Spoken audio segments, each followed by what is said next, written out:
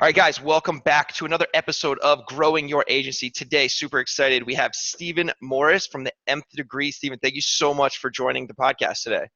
Stoked to be here. Thanks, Ryan. Really appreciate it. Awesome.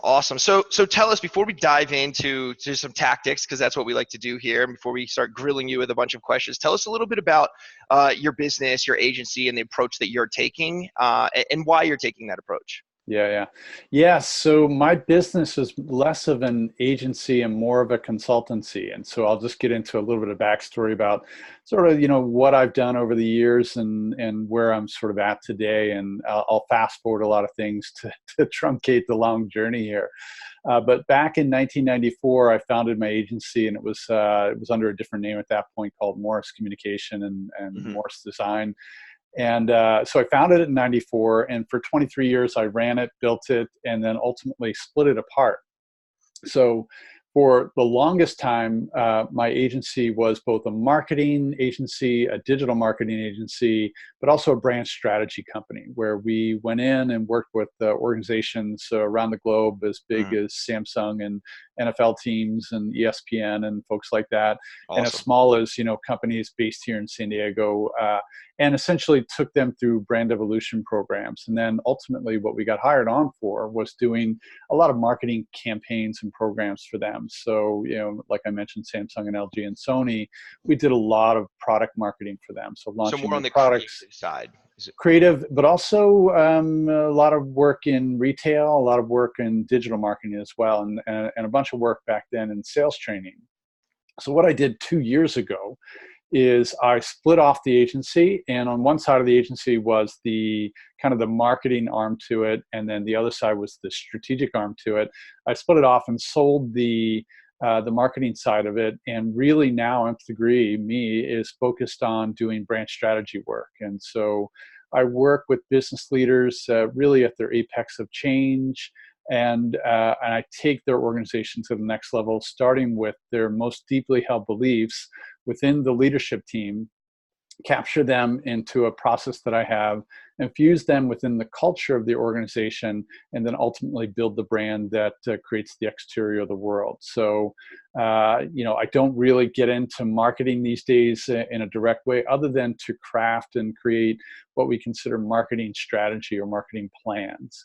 So some organizations that I work with, after we go through some of the brand building processes, I help them craft a strategic marketing approach to figure out how to deliver and how to capture the audience in the way that they want to, and really ultimately how do you capture brand loyalty is really what I tend to be focused on.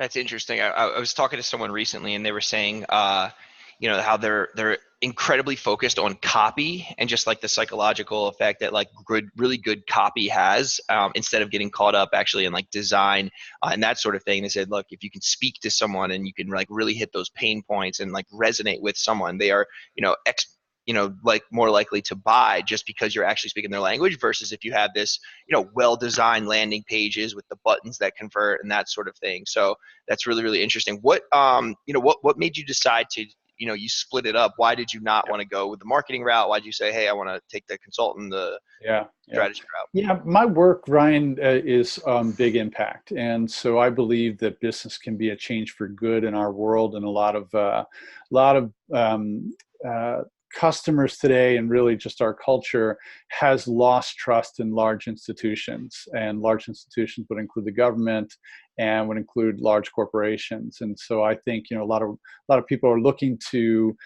companies to create the change that they want to see in the world, and so a lot of trust that they put behind them. And so what I do in my brand evolution programs, and the reason I'm focused in that area, is because I want to help these business leaders, just like you do in your podcast. I want to help them thrive, and I know that organizations thrive when they create their deeply held beliefs connected to a significant value that they can create for a customer, and really make a change in the world of their customers. So it's that big strategic work that I really love doing, which is why I chose to go in that particular route instead of the marketing route. And not that marketing can't have change, but I think that these value systems that organizations have is really the head of the missile, if you will, for how change actually gets integrated within, even if it's in a marketing program. Sure, and it's almost like further up than the marketing. It's almost like that comes first, kind of Yeah. drives marketing, spend, Yeah. positioning. Ryan, That's the way I talk about it is that like it's upstream. So, you have yep. the stream, like marketing's way down here. It's after all this other strategic stuff is built. And so what I do is I work on strategy, and it's mostly business strategy, brand strategy, culture strategy. Okay. I mean, even a lot of the people listening who are starting agencies and going after the marketing route, I think it is important to know that, like, hey, let's take a step back. Let's not just go and chop up a new campaign for someone, and once we get a client, but almost take a step back and really think about those things that are necessary to drive the marketing efforts. Switching gears into just a little bit of tactical, stuff. How do you acquire clients? Like, how did you get your first client when you were starting off? How I acquire them now is very different than how I got my first one. Sure, So, exactly. yeah, That's why I had to frame it like that. yeah. Um, I'll tether this to your last point. So Sure. Ryan, what you were just talking about, where really any business leader needs to focus on what is their business truly all about. And I'm a firm believer in specialization and expertise. So there's great companies out there that are experts in SEO, for instance. There's great companies out there that are great when it comes to copy or strategy or creative or whatever. My expertise happens to be in business and brand strategy and the tethering of those two things.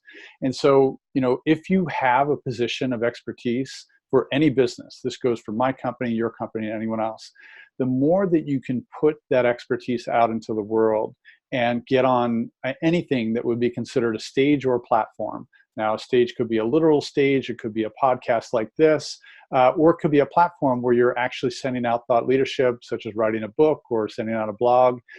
Almost all of my work comes from one of two things: the thinking that I do and that which I put out into the world on these platforms or stages, or the referrals for companies that have worked with me in the past, and they say, nth degree, Steve and his team did a great job on this. You really need to work with them if that's your problem, if that's your Got it. challenge. So it's almost all referral and all this work around really building a platform of expertise. And could I describe that as content, putting out content? It is, but it's content of value. So it's not just content. It's making sure that any blog I write. So I have 10,000 people on my mailing list. Sure. Any blog that I send out there, then they're going to be looking at that content, that it's going to be something for them. I'm never pitching them. I'm never trying to sell them. Yep. All I'm doing is putting thought leadership out into the world that's valuable to their life. Love it. I actually recently kind of took the similar approach. I was like, look, we got to stop just pitching all the time. Let's just give value and interact and just have a lot of activity with people in the space. Maybe collect something, be that kind of go-to source, and then good things will happen, right? Because you're Absolutely. starting Yeah. to just be known, and people will look if they have a need at that time or know someone that has a need, then they're gonna think of you at that time. So totally get it, and I really like that. That model. What's your pricing model? How do you when you onboard a new client, how do you decide what the pricing looks like? Is it Yeah, I really project based? only have a couple of programs that I put together, and so a lot of companies that come to me, they want to hire me for a complete brand evolution program, and Sure. so I have packages that I set up for that. And there's a base figure that I won't go below for programs, and the bigger the company, the more complicated. So there's almost always a research component, there's workshops, and then there's the delivery of the work. Mm-hmm. So everything that I do is based upon essentially a program approach. And then occasionally I have some clients that want me for ongoing strategic work. And so they can put me on retainer for that kind of work in the future. Got it. So it's going to be based on whatever program they want. You kind of itemize out the different, elements to that package, and then you deliver it to them. What in terms of delivery, I guess, and even maybe project management, what kind of tools are you using to, kind of put everything together and communicate with the client on those deliverables? Yeah. Uh, uh, I don't get hung up in the tools. So sorry, I'm probably not going to be a lot of help here. No, So, no, no. like Google workflow processes and Google, all the Google tools are really, really adept. cool tools like my clients are all over the country. So Zoom and, Skype and things like that Yeah. for meetings and that kind of thing. But I don't use a lot of project management tools. No, like And Trello, Basecamp, or anything like that. no, Okay. I don't really need it. Yeah.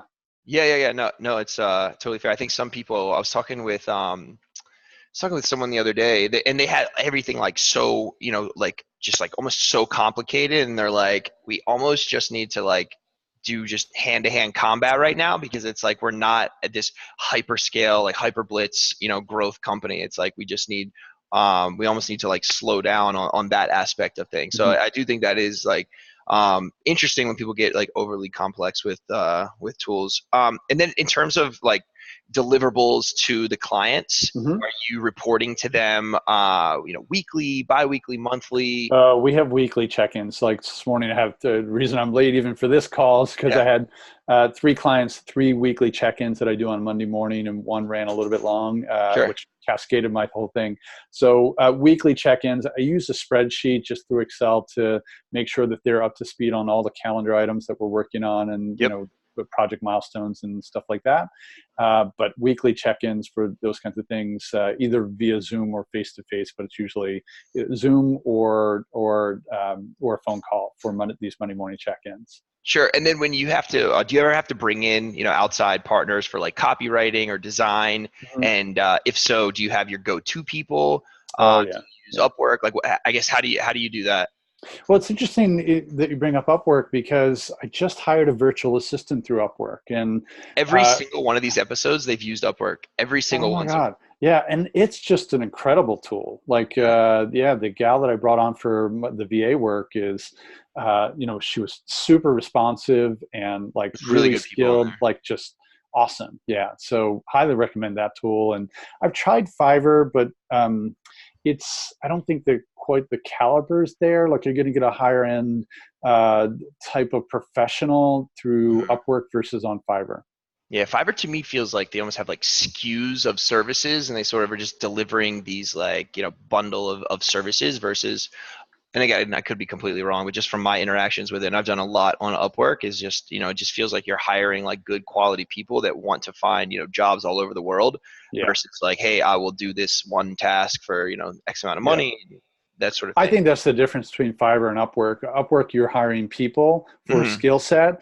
On Fiverr, you're hiring skill set for project. Yep. And then that's why they present it based on packages. Yeah, definitely. And Yeah. I just personally like the Upwork model and a lot better.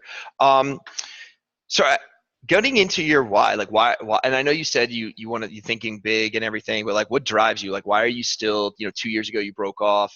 Mhm. Why keep going every single day doing this Ah, for your clients? Ryan, I love what I do. Oh my God. Yeah. I'm just like, I get fired up every day, every time I'm working with somebody. Hmm. And, you asked the question about the why, what's my driving purpose, if you will, or my true Yeah. north. I'm in this work to help organizations find their own individual purpose and realize their potential in business.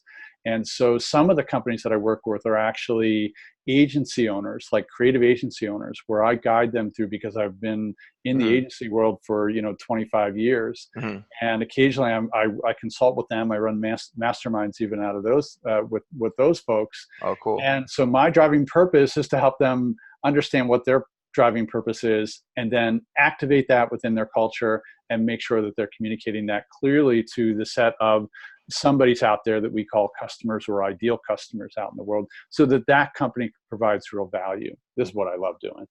I love that. And then, obviously seeing the wins is incredibly fulfilling as well once you Yeah. are able to help them and then you start to see the wins that they get. Okay, wrapping it up, we always ask this at the end. What does your morning routine look like? Oh yeah. So morning, I'm up without an alarm clock, usually between 5 and 5:15. And my first Wow. thing is I meditate every day for about 20 minutes, and then I do some type of journaling practice. That journaling practice is usually sorry, my phone's ringing. The journaling is usually reflection upon the day before, and then what I want to accomplish today, Hmm. and then I do some type of movement. So I either do yoga, surf, or a trail run. So I live right on the canyon here, and so That's so I great. do one of those three things every day. A couple follow-up questions. Do you use any apps for your meditation, Headspace, or any of those, or are you unguided? No, unguided. Yeah, just silent meditation. That's Spend a awesome. little time, and that's it. Yeah. I started journaling recently. So when you look at the day before, is it gratitude or is it just a reflection of what happened? It's two things. So I write a sentence on recapping my experience of the day before, and then I write a gratitude list of the things that just come up into my attention.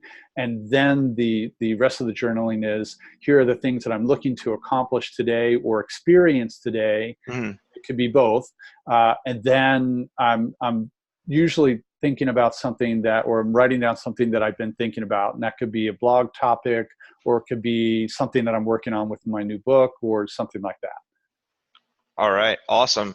Stephen Morris, the Nth Degree, thank you so much for joining us on growing your agency. We will link to your website below. And where can everyone find you? Oh, yeah. So the-degree.com is where you can find me. And Stephen at the-degree.com is my email. Anyone who wants to reach out, feel free. And Ryan, thanks for hosting. Awesome. Thank you so much, Steve. Yeah. See ya.